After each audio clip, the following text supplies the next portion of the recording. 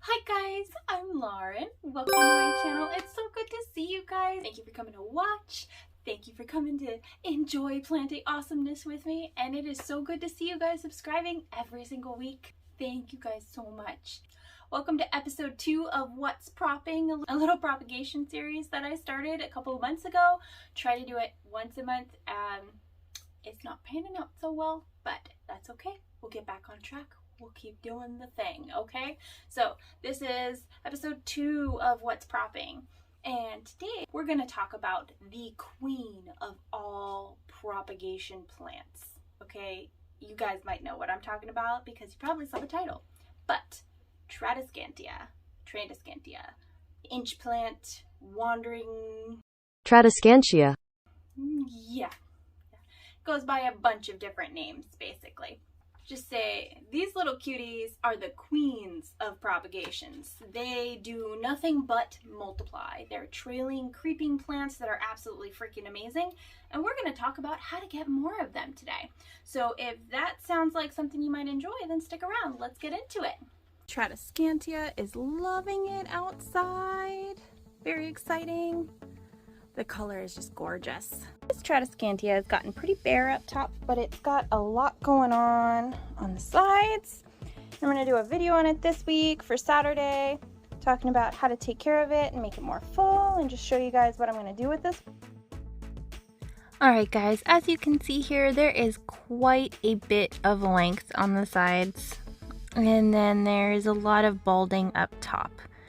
And it's just not a good look for this guy. So this is kind of what we're working with here. What we're going to want to do is trim it along the sides, and I'm going to show you how to do that today.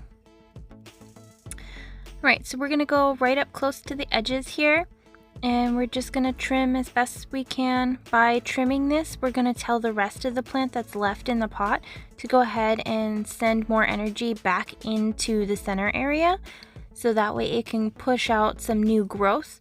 And it may also cause it to split, and you just want to make sure that you're cutting in between those nodes there. And as you can see, depending on how much light it gets, it doesn't just trail over, it gets all kind of wonky. And that one was already cut there. It looks like it's splitting, so we're just going to leave it.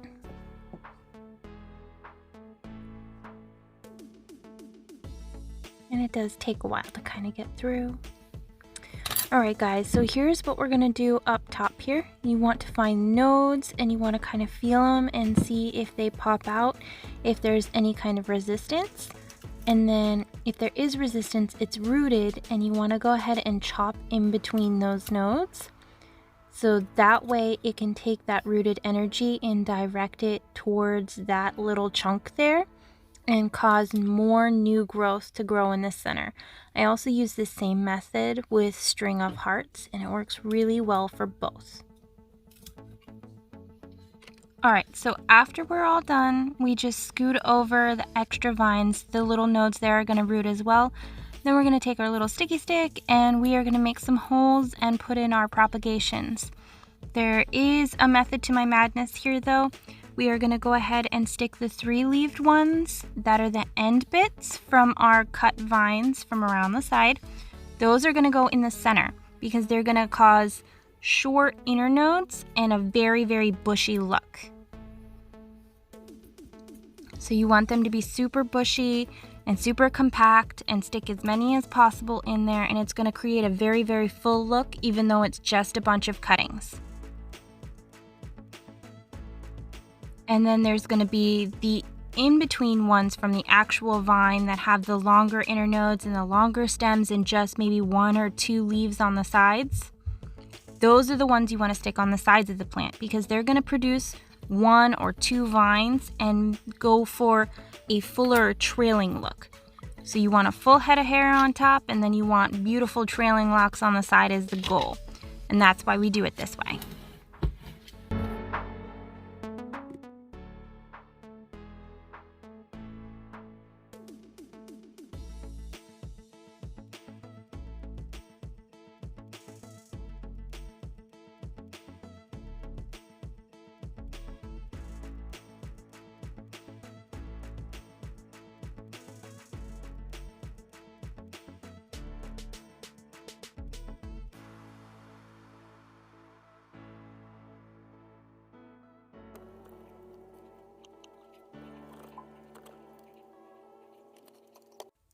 And here it is, all full and beautiful.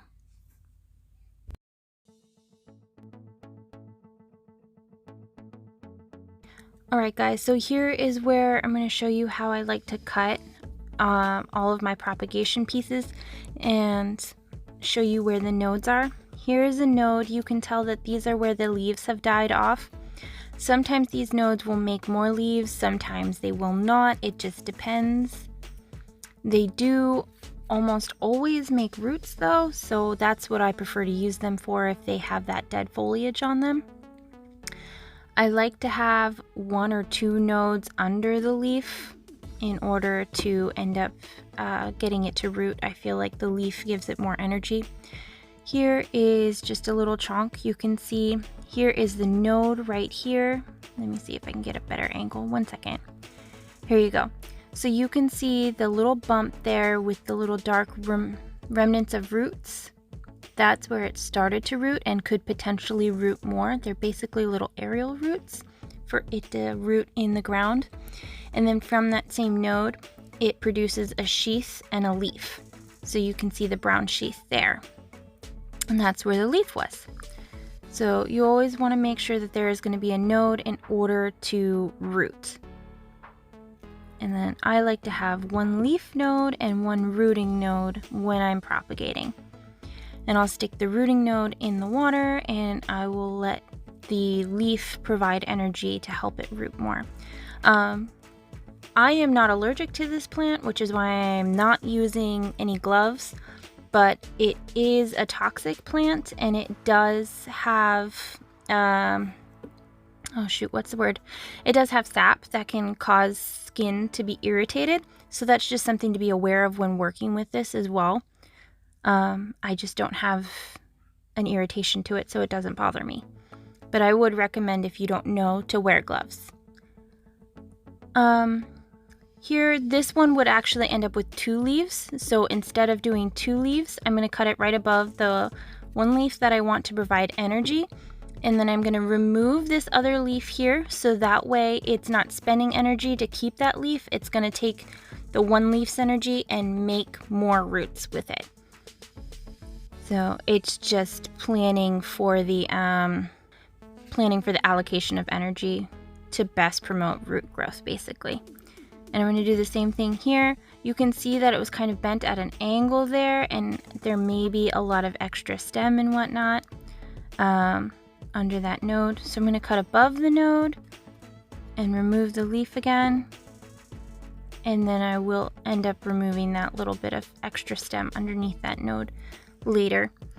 And then here is what I like to use in the middle. It's the end cuttings. So you can see that there's the 3 leaves right there. And this one would have too many leaves.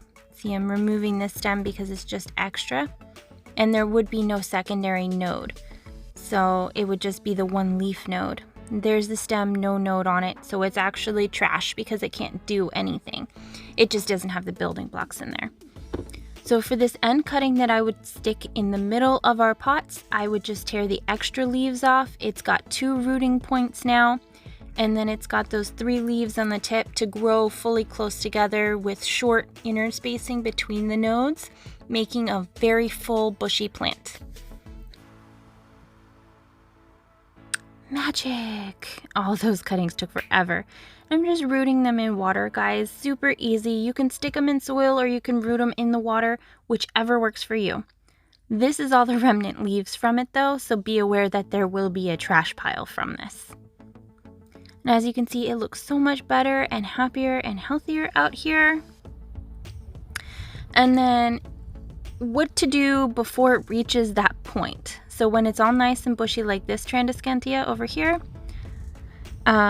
this is the same plant, it's just been outside longer, so it's got more pink. It's the Zebrina. So you can see how lush and full it is, but you can see that it's starting to get a little bit lanky, and in the center there, it's starting to thin out a bit more. So eventually, if we let this go, it would end up looking like the other Tradescantia. It would look like the other Zebrina. So basically what you want to do is just go ahead on the edges and kind of prune it back a little bit. And you can root these cuttings just the same. Basically do what we did before. but do it before it starts to thin out and bush out. You see how the nodes are closer together from those center stems? So you just want to keep on that. I am testing rooting in water some stems without any leaves. I'll let you know. Follow me on Instagram for that. After you have rooted them in water, this is basically what I do. You can stick them in your full pot, stick them right back in there, or you can make separate pots of them if you wish. You can see that had a little bit too much stem, so I cut that off. But it rooted just fine. It didn't affect the rooting. But you see how that piece branched off and has a whole other little stem coming off of it, and it can create multiple stems from that point. So it's going to be thicker and fuller. And ta-da!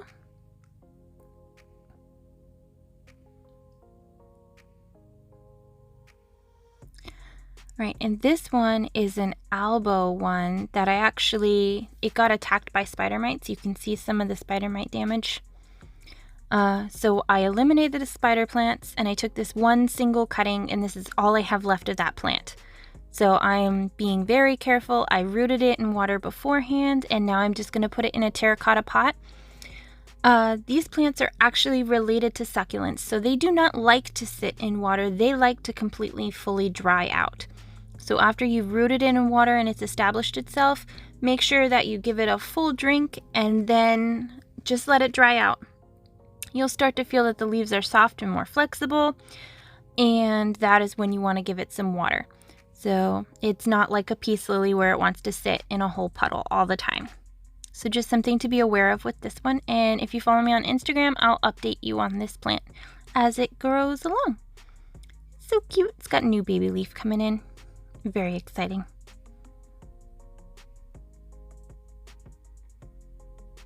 And terracotta will wick away that extra moisture, so that's why I like to use that. Plastic is fine too. These are Tradescantia Nanook of some kind. That's all it said. I'm not sure exactly what variety. So, but I'm actually rooting these because I want to move these cuttings and another potted plant of this into a bigger pot together after they've been rooted. So these are very, very pretty though. They have a very deep pink on the underside. It's very cool. And I'm just using that same method when I pot them up in a smaller pot as I did when I was planting them in the bigger pot. As long as you let it dry out, it should be fine. Give it a deep watering after you transplant them from the water into the soil. You can see here, these roots did not like the water too much. A lot of times they will, but I did not change out the water, and I have hard water, so that's kind of why it looks like that. Just another thing to be aware of, so if you see your roots looking like that, it's not a concern. Clearly still very happy, healthy plants.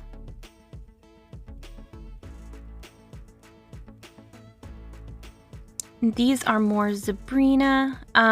I know I showed you Zebrina before. There is a method to my madness though. I just want to make a completely separate pot of this. I want to show you a really cool couple of cuttings in this water though. So bear with me here. I know they look similar to what you just saw like 10 minutes of. And then I'm going to tear this extra leaf off.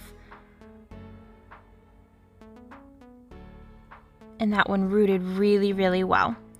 So I'm just going to plop that in there. I have no doubt with that many roots that it is going to grow crazily. I'm going to be chopping and propping this one soon. You can put as few or as many cuttings as you want.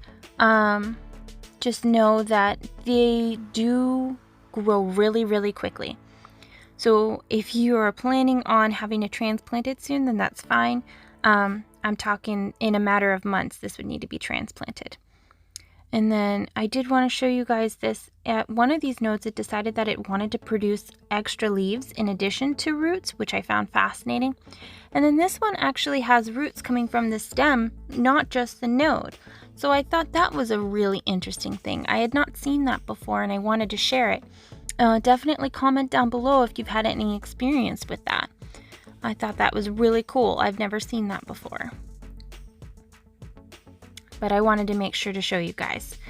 And then I am going to try to plant up that little one, and I'll just put it in the center there, and we'll see how that grows, because that'll be an interesting experiment.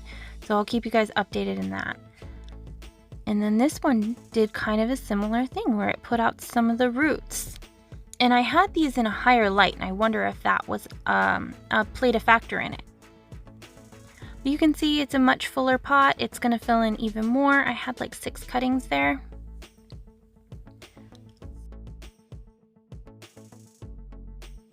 And these are 2 Tradescantia that are almost ready to be cut up. I just wanted to share. This is Red Hill.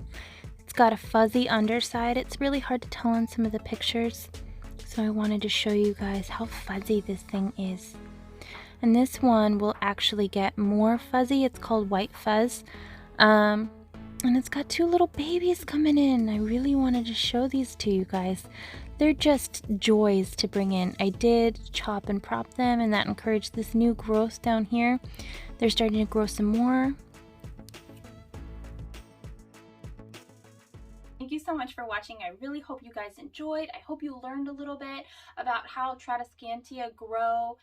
Hopefully this video helps you guys grow some lush, beautiful jewel plants, because they are absolutely gorgeous. If you guys have any questions, any video requests, any comments, any additions to add, because we're all learning new things about plants all the time, and we're just a community sharing all that beautiful information, definitely drop it down in the comments below. Hey guys, I really appreciate you watching. I will see you in the next one. Bye!